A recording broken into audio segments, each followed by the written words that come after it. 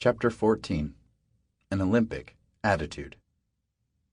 Like so many Americans at the time, I spent the evening of August 18th, 2004, glued to the television during the gymnastics portion of the Olympic Games. The men were competing in the all-around, and I'm passionately rooting for this kid from Wisconsin named Paul Hamm. After 3 of 6 rotations, he is in first place, and now he's sprinting toward the vault. He has never missed a vault landing in competition. He executes 2.5 twists in a split second. Then, he doesn't just miss the landing. He falls into the judge's table. I am devastated. I'm thinking, this is going to be too painful to watch. How can anyone bring his attention back after such a disappointment? And I turn off the TV. I didn't wait for the 3 or 4 replays of the event, the analysis of the imperfect landing, or the explanation of how he subsequently tumbled off the mat and onto the judges themselves. I didn't even stick around for the scoring, the 9.137 that plummeted him from his first-place position to 12th. I drummed up the willingness to turn on the TV 20 minutes later, and at that moment, Hamm sticks his landing after the high bar, and with that he wins the gold medal in the all-around. Now I am shocked and amazed. How in the world? What could have occurred in those 20 minutes, not only on the floor, but also in his mind? How could he physically and mentally recover from such a devastating blow? A blow so disturbing to me that my only response was to walk away from the television. Thankfully, Dave Letterman posed that very question when Paul appeared on The Late Show after returning from Athens. "How do you put something like that out of your mind?" he asked. Now Paul reveals a tactic that shows him to be the masterful athlete he is, and I am in awe of his presence of mind in this most stressfully competitive environment. "It was tough," Paul said modestly. "At that point in time, I was kind of upset. I thought I had cost myself any chance at a medal, and I just said to myself, I'm gonna go after the bronze." Hamm, who had been training for this specific competition for a decade, and who was on the road to gold, or at the very least a silver medal, chose to lower his expectations to what he believed was a more realistic goal. Had he maintained his original mindset, he probably would have been too distraught to perform. Entering the 5th and 6th event in the all-around and setting his sights now on the bronze, Paul performed to his utmost and made what Letterman heralded as an unheard-of recovery. I had the best parallel bar performance in my life right after that, and I saw myself in 4th place, Hamm recalls, and I was like, well, I'm in 4th place now. Why don't I go after the gold? And I came up with the best high bar performance of my life. Paul nailed the landing on both events, scoring 9.837 on both the parallel bars and the high bar, surpassing the silver medalist by 12 thousandths of a point. "What a star he's been since that fall on the vault," the announcer said moments after Hamm aced the high bar and minutes before he became the first American man to ever win a gold in the all-around gymnastics competition. I can still see Hamm's coach hugging him jubilantly on the sidelines of the gym floor, looking him square in the eyes and saying, almost to himself, "Never give up." Just as memorable as Hamm's individual all-around gold are the events surrounding the same vault exercise at the 1996 Summer Olympics in Atlanta, 8 years prior. 18-year-old Carrie Strug was the last woman on the USA gymnastics team to compete in the vault, and only moments after teammate Dominique Moceanu received a poor score after falling on her first and second landings. Strug needed to score a 9.493 in the event to secure a gold medal for the USA gymnastics team. Then, on her first attempt, she sprained her ankle. Actually, it wasn't simply a sprain. She managed to stand up on what turned out to be 2 torn ligaments and a left ankle with a third-degree sprain. She limped from the landing mat to the starting position, wincing with every step.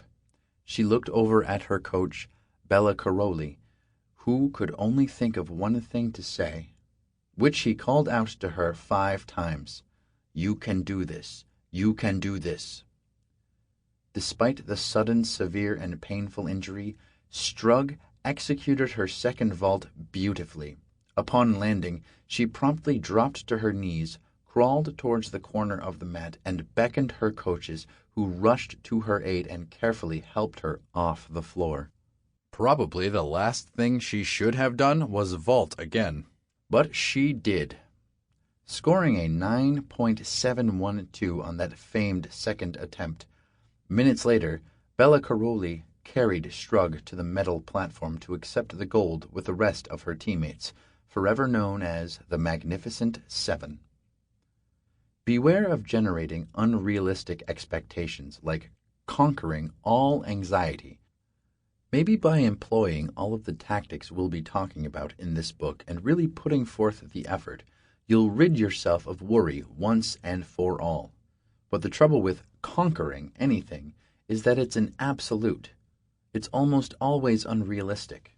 In the same way, Paul Hamm knew that aiming for the gold while in 12th place position is unrealistic. Knowing the unlikelihood of a comeback, Hamm's goal in that 5th event was to score high enough with his parallel bar routine to score a 3rd place finish. Kerri Strug's focus on the second attempt was to get through it. Her coaches may have been calculating the mathematical possibilities of success, since this was the most critical moment ever in U.S. women's gymnastic history at the Olympic Games. But if Kerri had stood at the starting position, telling herself that she must score a near-perfect vault, and that the whole team was counting on her, she would not be concentrating on her skills, and the performance she faced would require every bit of her concentration. So, as she waited for the signal to begin her second attempt, Kerri cleaned away any disrupting thoughts and then repeated Bella's message inside her mind.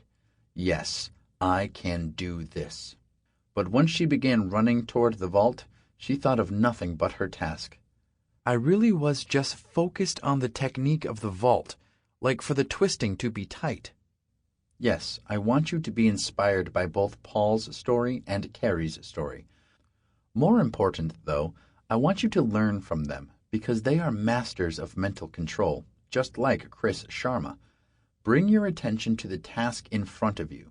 As you do that, let go of your perfectionist expectations. The function of lowering your expectation is to allow you to believe you have what it takes to achieve the goals you set, and that makes it easier for you to step forward. You can certainly give yourself motivational messages like, yes, I can do this. But once you step into your task, shift your concentration on whatever skills you want to apply to the immediate circumstance.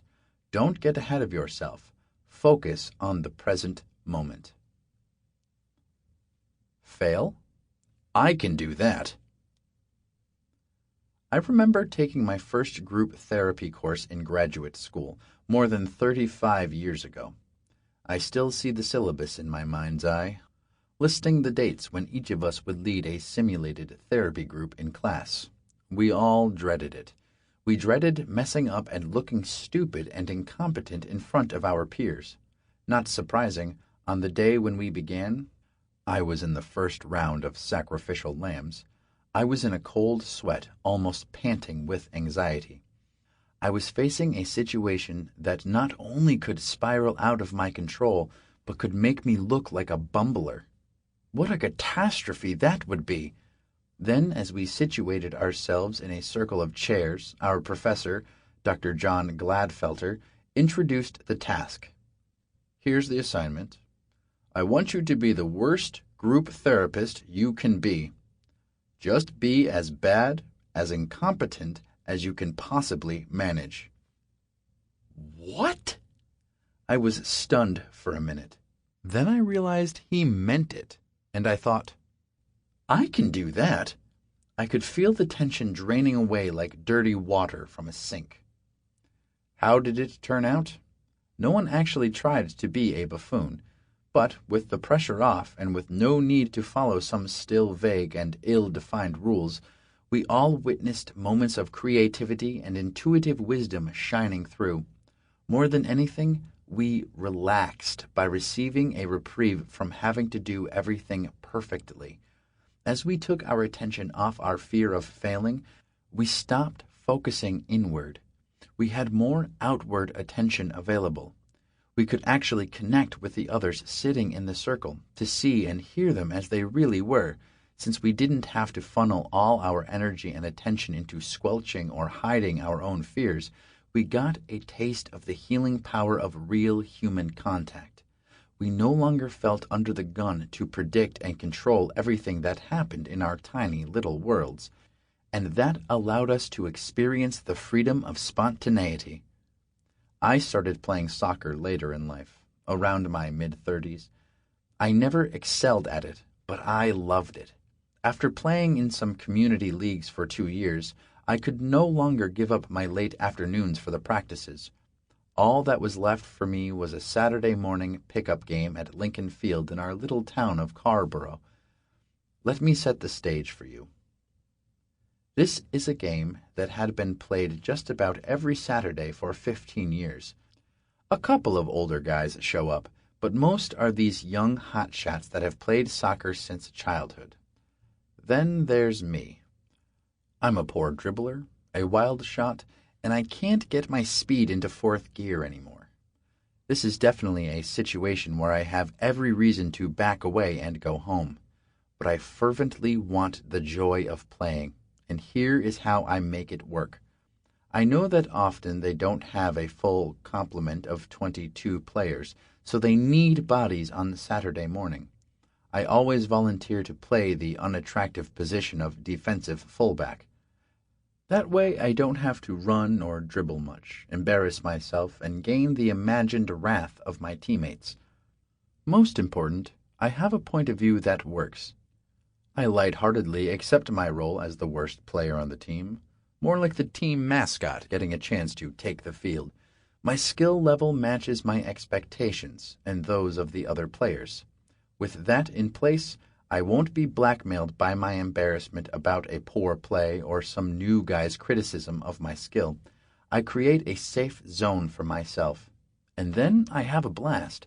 I can't imagine a more enjoyable way to spend my Saturday morning. Be an incompetent therapist? Piece of cake. Succeed at being the worst player on either soccer team? I can do that with my eyes closed. When the performance pressure is gone, I'm ready to play. I know it won't be so simple for you to apply these specific tactics to your situations, but I want you to consider the theme I'm addressing. You must step forward in order to get stronger. You must respond to your fears in such a way that you start taking action instead of avoiding. That's what this conversation is about. Deciding to act and then figuring out how to support yourself in that action. In any challenging event, when we adjust our goals to match our capabilities, we create a winning strategy. If you expect that complete mastery of a task is out of reach, then create a personal challenge that is within reach.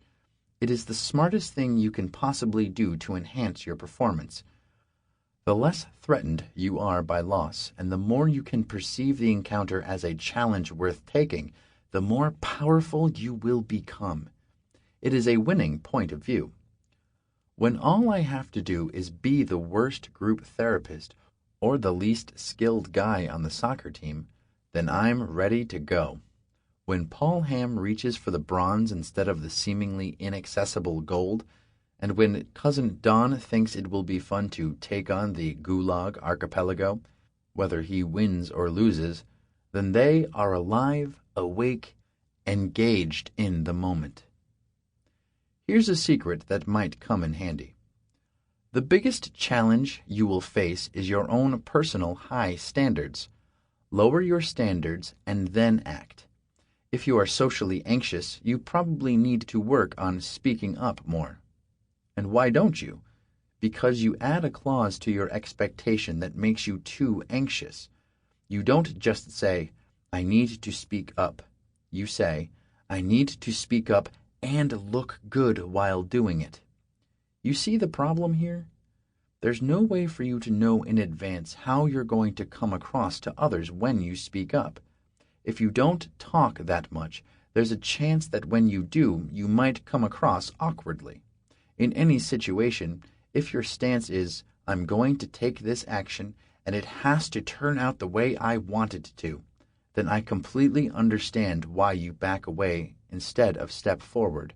You really want to get stronger? Then take actions. Do you want to view your actions as successful? Then lower your standards. You can't expect to walk into a threatening situation with the stance, I'm going to make that sweating issue go away for good. No amount of therapeutic coaching or meditation or technique can support you when you establish such a demanding expectation. But what if you shifted your commitment to, I'm going to get through a meeting at work with sweaty armpits? You have a chance to accomplish that goal. In the same way, no matter how hard you wish for it, you can't magically get rid of your fear of a shaky signature. If you're waiting for your fear to go away before you practice signing your name in public, you're going to wait a long time. Have you noticed? But you can decide to tolerate your signature as messy and contorted and illegible if that's how it turns out. That's a realistic goal, although an uncomfortable one for some. Set some beneficial goals for yourself, like tolerating your mistakes or coping with the possibility that you might sound boring, or get rejected, or feel uncomfortable. You must compete to win. It's important to lower your expectations so that you can actually step toward the threat. But look out, here comes another paradox. To compete is to risk. When you step up to any challenge, you have to be willing to lose something of value. Let's return to the game of chess for a moment. If you lose your king in checkmate, you lose the game. Yet, in one of the best tactics during the endgame, you centralize all your pieces to gain as much center power as possible. And then you aggress. Your king, which you can't afford to lose, becomes an attacking piece and moves to the center of the board, picking fights for every single center square.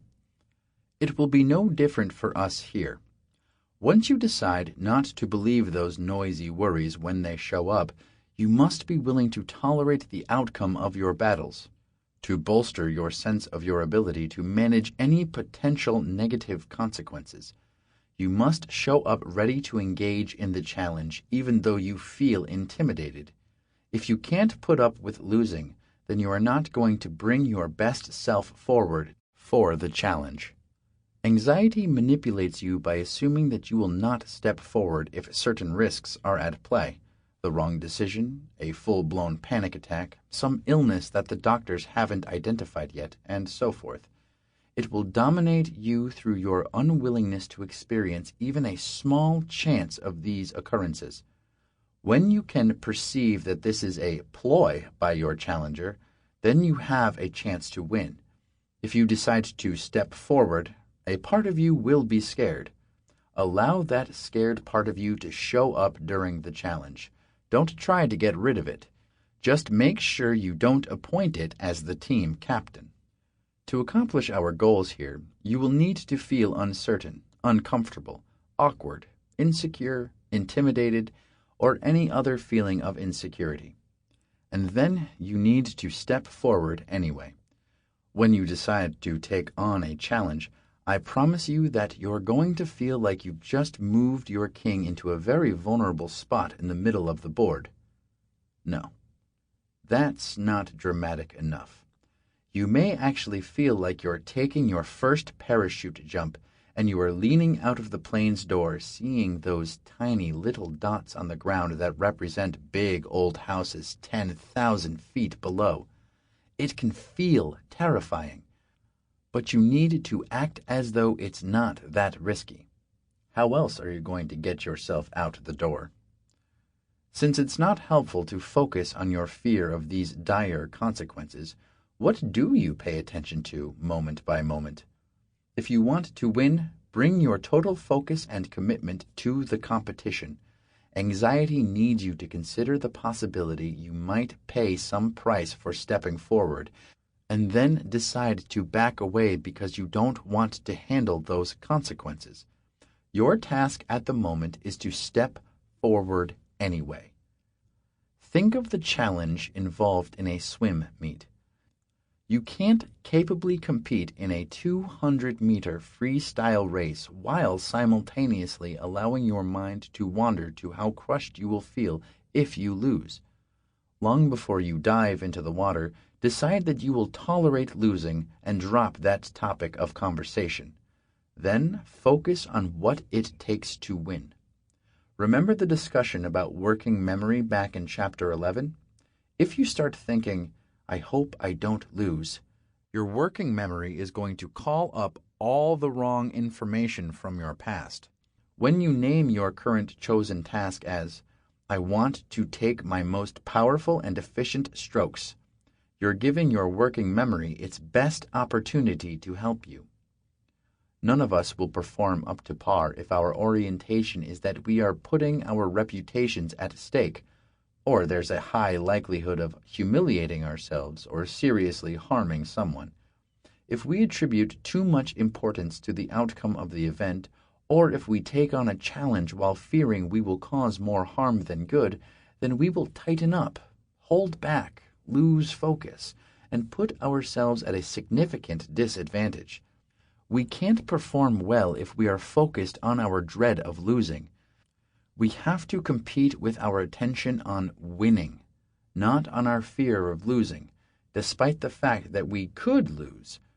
You must believe that, regardless of the outcome, when the event is over, we will be able to soothe any of our wounds, take our lessons with us, and get ready for the next match. Listen to these words written 2,500 years ago by the Chinese philosopher Zhuangzi. In an archery contest, when the stakes are earthenware tiles, a contestant shoots with skill. When the stakes are belt buckles, he becomes hesitant, and if the stakes are pure gold, he becomes nervous and confused. There is no difference as to his skill, but because there is something he prizes, he allows outward considerations to weigh on his mind. If you are like everyone else who currently struggles with worries, you are engaging the threat as though you are going to lose something of great value. And as Zhuangzi says, when you think you're playing a high-stakes game, you become frightened and confused. Your perspective must change, or you will focus too much on not losing instead of on winning. Don't worry, I'll help you apply this principle. Do you still think this is a foolish idea? To fight the battle against anxious worry as though you were in a competition? Let's think of the role of firefighters for a moment. Firefighters must risk their lives to save their fellow citizens, as well as their animals and property. To secure their own safety to the best of their abilities, they will study, test, and drill in both strategy and tactics, over and over. Then, when they race into the dwelling fire, they are ready to take on the competition of the runaway flames and collapsing structure. They are in a competition with this fire, and they are focused on winning. What's their goal? To preserve lives and property without accidentally placing any of their team in danger. They can't afford to dwell only on worries about whether they are going to die, so they are competing against anxiety as well. Their safety depends on their ability to focus on the best-known strategies for survival, applying tactics they have rehearsed again and again. Take a look at a few of their rules of engagement. When you arrive, size up your tactical area of operation. Pause for a moment. Look over the area of operation and evaluate your risk. Determine a safe approach to completing your task. Do not risk your life for lives or property that cannot be saved. Assess fire conditions and possible occupant survival of a rescue event. Don't engage in high-risk search and rescue when fire conditions prevent occupant survival or when total destruction of the building is inevitable. Go in together, stay together, come out together. Always enter a burning building as a team of 2 or more. No firefighter is allowed to be alone at any time while entering, operating in, or exiting the building. Maintain continuous awareness of your air supply, situation, location, and fire conditions. Stay focused on the present moment. Continually assess your needed resources and the immediate threat. Stop, evaluate, and decide. Think before you expose yourselves to unsafe conditions. Raise an alert about a safety condition without any concern about penalty. Firefighters apply these strategies and tactics moment by moment. They must doggedly maintain their attention on these tasks. Allowing their mind to wander could cost them serious consequences. How do you win? Lest you take the wrong message here, I'm not using firefighters as an example of the importance of always remaining vigilant and always worrying about dangerous outcomes. Firefighters need to do that, not you. And they do step forward even knowing they may face unexpected, serious consequences. The message I want you to receive is that firefighters are a great illustration of how you should operate out there in the world based on your own set of principles. If you don't solidify the principles that will best help you step forward and take action, anxiety will step in and fill the void, like it's already done. We are going to build those principles together, and you should only adopt ones that make sense to you. With them, you can face your threats, whether real or imagined. The tactics you engage in will stem from those principles. Once you are ready to act, the only win you need to pay attention to is winning the moment. Focus on the little skirmishes. Anxiety has been beating up on you, and it's not going to stop simply because you've decided to adopt a new approach. When you step forward, assume that anxiety will attempt to distract you, to throw you off your game. Sometimes it will win. Sometimes you'll win. So start by being willing to lose. Odd, isn't it? Then every time anxiety says, back up, but you step forward, you've just won that skirmish. If you discover your house is on fire, do you know the skills that home safety and authorities recommend? When the smoke alarm sounds, the objective is to find the best way to escape the house as quickly as possible. This strategy has tactics. For instance, if we are in the bedroom with the door closed, we are to follow these guidelines. Stand close to the door and feel the door with the back of your hand, not your palm. If it's cool, open it slowly with your back facing the door. If you see an escape, crawl down on the floor away from the fire and leave the house. If the door is hot, dial 911. If no phone is available, go to the window and with a flashlight or light-colored material to wave, signal for help. Expert guidelines should direct our actions. Becoming so panicky that you can't think clearly can have dire consequences. That's why you need to prepare. You cannot simply read these house fire guidelines one time. Review them several times, quiz yourself, and then literally rehearse the skills in your bedroom. Because, have you noticed, when we become threatened, our minds can turn to mush. But if we have rehearsed our skills enough, Our actions will be guided by our procedural memory, which resides just below our conscious awareness. During a threat, we will feel afraid. However, the last thing we want in an emergency is to allow the emotions of fear to make decisions for us. In a house fire, we put ourselves at risk if fear overtakes training, leading us to race to the door and fling it open without regard to what's on the other side. During threat, we need to operate with a clear strategy and well-rehearsed tactics. And the first of those, what I'm describing in this chapter, is to commit yourself to handle your exaggerated worries, your potential losses, and your fear. Oh, wait. What is all this rehearsal business? Hold on to your hat for this one. I think it's best to consider that every time you step forward, it's a rehearsal. I'm recommending you hold a point of view that says every activity is practice. There are no tests. Win or lose, every encounter with anxiety gives you a chance to become stronger. We are about to progress into some of the most important tactics within our game plan. Please recognize that you must set down some of your old maneuvers that are not only limiting your success, but contributing to your problems. As you continue to learn here, one of the best ways to set down those old schemes is to simply redirect your attention to the new ones. You don't need to keep reminding yourself not to engage in your old practices. Instead, remind yourself to focus your attention on the new tactics. The old will fade away by default. Here's a secret that might come in handy. The biggest challenge you will face is your own personal high standards. Lower your standards, then act. Your perspective must change, or you will focus too much on not losing instead of on winning.